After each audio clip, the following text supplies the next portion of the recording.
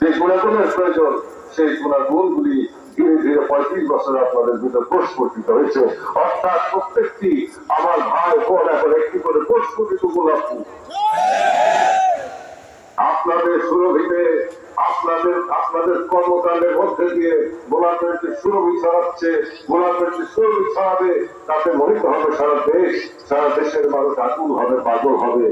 আজ থেকে 80 বছর আগে, প্রায় 80 বছর আগে যে লঙ্গরখানা, যে মেহমানখানা আপনার উদ্বোধন করেছিলেন, আল্লাহ দরবারে দোয়া করেছিলেন এই মেহমানখানার জন্য, এই মেহমানখানা আজকে মহিরূপে বিরাজমান, সেই সঙ্গে লক্ষ লক্ষ মেহমানখানা আল্লাহ আমাদেরকে খুলে দিচ্ছেন।